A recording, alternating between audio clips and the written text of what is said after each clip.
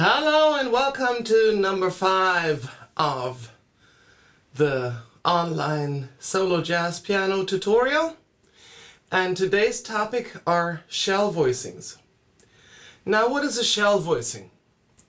A shell voicing is a chord in the left hand that basically consists of only 2 notes, of the root and of either the 3rd or the 7th.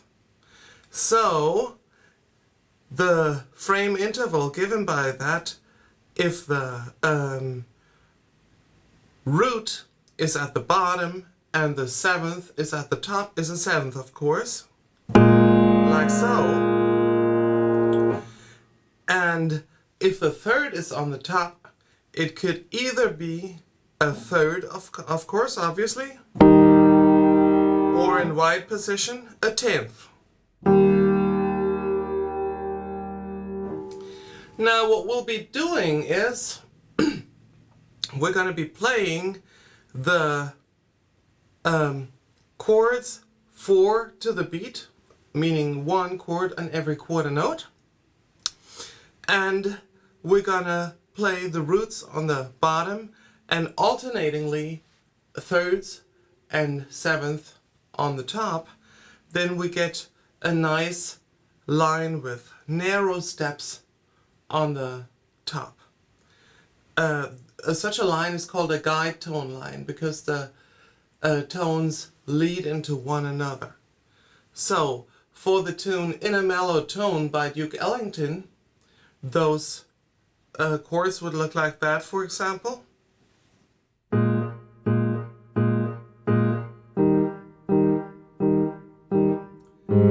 I have 2 bars of A flat major here, so I alternate 7th and 6th.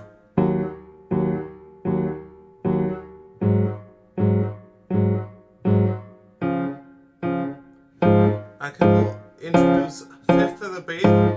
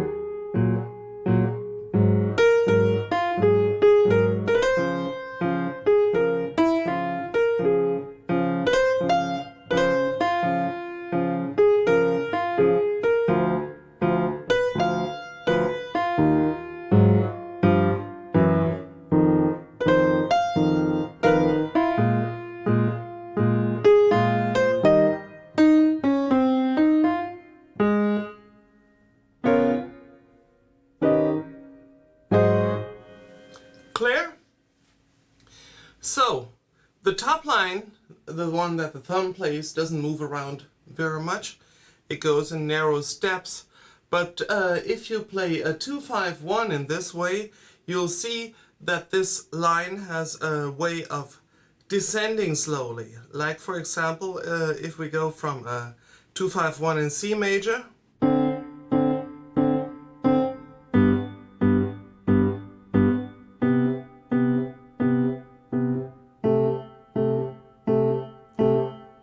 go into B flat major,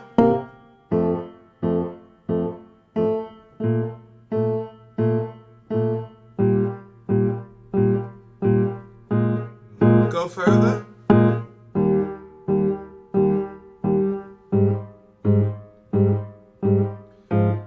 we've already descended a 5th. So from time to time it will be necessary to ignore voice leading and jump back up in order to keep our guide tone lines in the range they started at. Now, it's really great if you don't know a tune very well to start out playing it with shell voicings, because this enables you to get to know, first of all, the movement of the roots and also the movement of the thirds and seventh, which is pretty crucial if you want to understand the tune. So, there have been many pianists who've played these kinds of shell voicings a lot. Hank Jones is one. He basically made a living out of these. Mind you, Hank Jones had very wide hands, very large hands. So he was able to play all the tenths. And now here I have to get a little bit of a rant in, because actually half of the men, of adult men, are not able to play all of the tenths on the piano.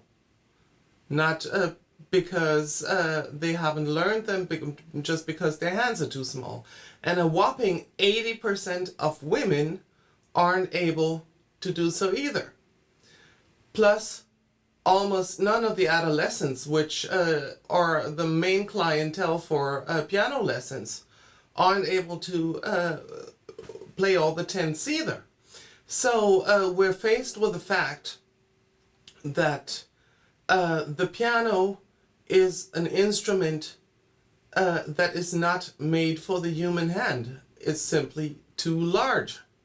Now, why is that so? In 1876, Franz Liszt, who was a tall man for his age, for his time, and had very large hands, persuaded piano manufacturers to build piano with a 6.5 inches per octave key width. Before, they were smaller and far more accommodating to the average human hand. But since then, we're suffering with pianos who were built to suit one tall, large man's hand. And it's just not right, because for the majority of us, for 2/3 of us, the piano keys are too large. And so, movement has been underway, started by Donison and Steinbühler, to offer two other sizes of piano keys, namely 6.0 and 5.5 inches per octave, which is far more accommodating for most people.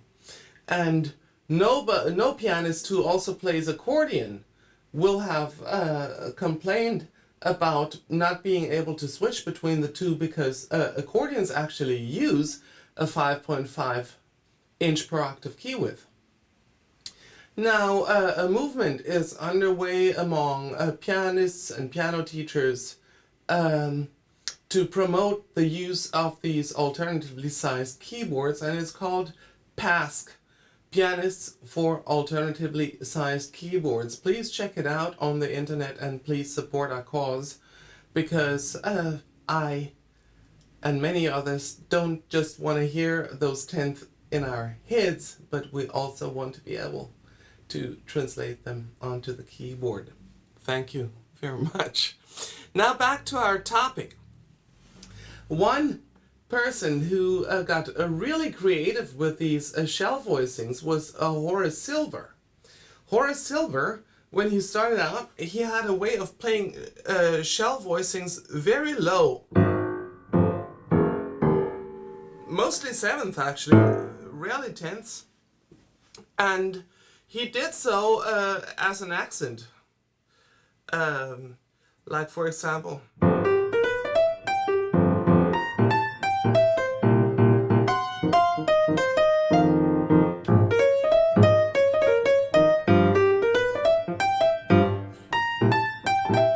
you get the idea. And this is where his funk approach actually came from. It came from shell voicings played very low, so they don't actually seem like a chord, but like a blob of notes, a rhythmic hit that you can't really pick apart anymore in terms of what tones it is. It's just an emphasis that had a huge influence on the development of jazz piano in the 1950s. So, it's we talked about before that it's important to keep those shell voicings in the same range. That means we jump up every now and then. Let me just demonstrate this once again. Imagine a tenth here.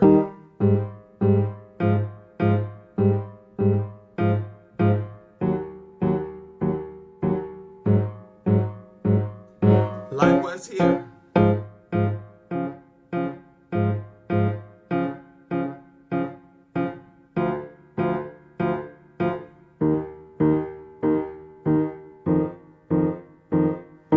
Now you see we're getting lower and lower. And latest now, we should compensate and play another seventh. Get that?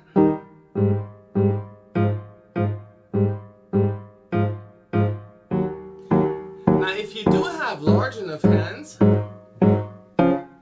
you can go ahead and play a 3-part shell voicing, which I will demonstrate now with both of my hands.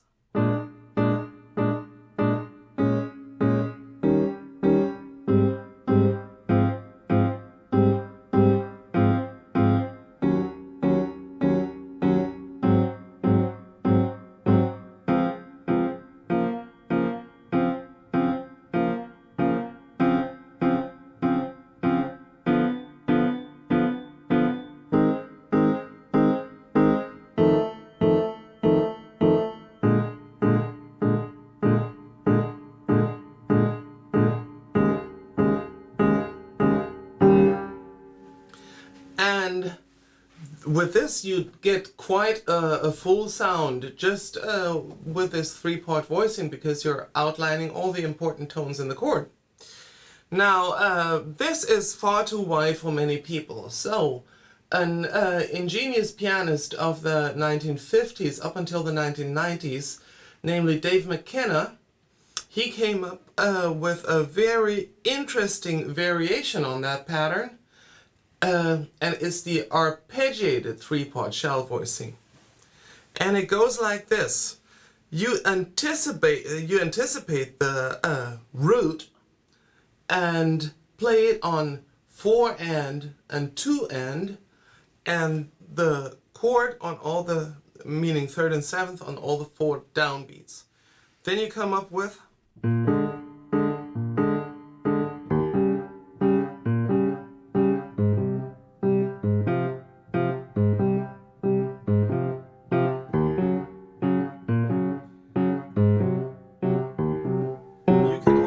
alternating 5th in the bass.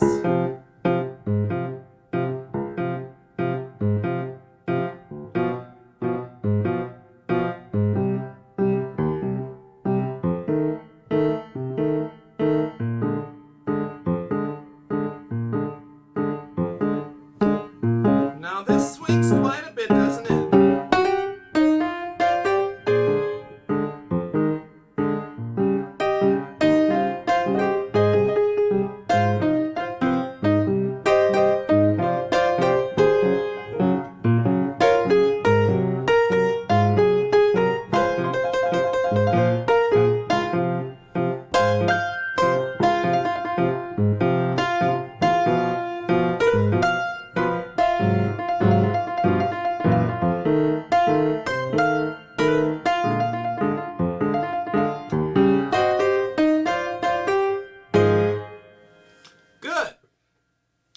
Now if you have a slow enough tempo, you can also anticipate all 4 beats.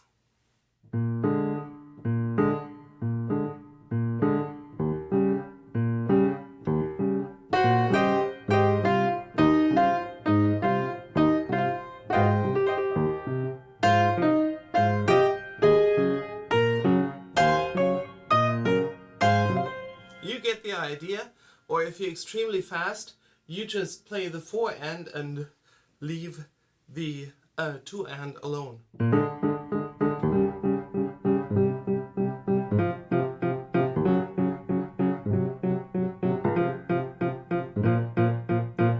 so on. Now, what else can we do with a shell voicing? Quite a lot, actually. We could get the bass line that was static up until now. We could get the bass line moving and play like a walking bass while we keep the thumb on that note that it started at.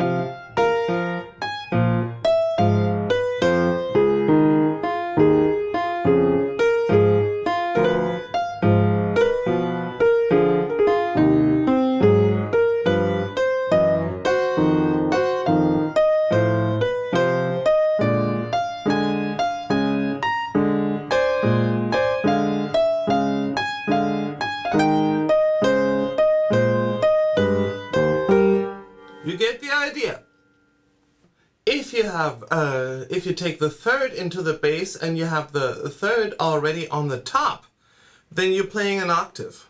Like you're coming from, let's take that 2, 5, 1 in C major again.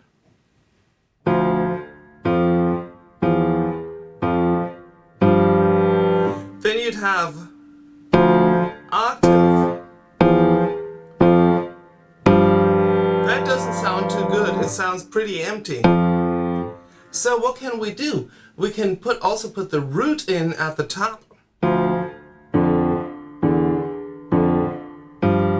And we have a nice full sounding chord that actually leads into the G7 as it's supposed to.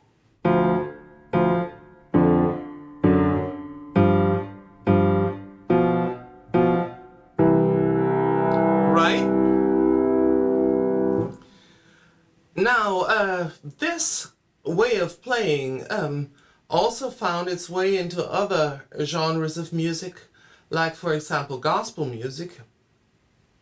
In gospel music, in order to get that fast-moving train beat, you play two of these two-part chords, two identical ones in sequence, and then make the change.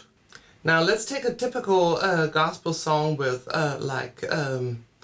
many changes between a 1 and a 4 and apply this principle.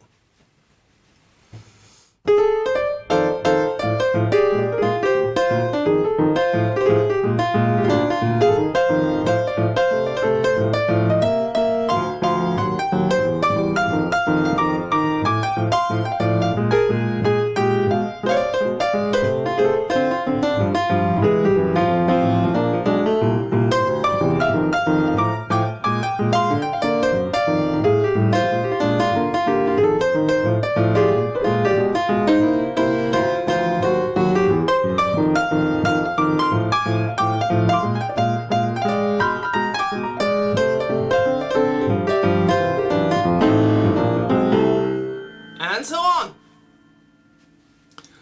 Great. So this just about ends today's tutorial. And have fun practicing those shell voicings. even if you can't play them all because they're too wide, I can't do it either, then just resort to the Dave McKenna trick and you'll be fine. Yeah, until piano makers come up with pianos that suit our hand sizes. So the next week we're gonna apply these shell voicings to a modernized version of an old 1920s technique, the stride piano or oompa piano, in order to make it a little bit more modern and up to date. Until then, I wish you happy practicing, keep swinging, and see you next week. Thank you.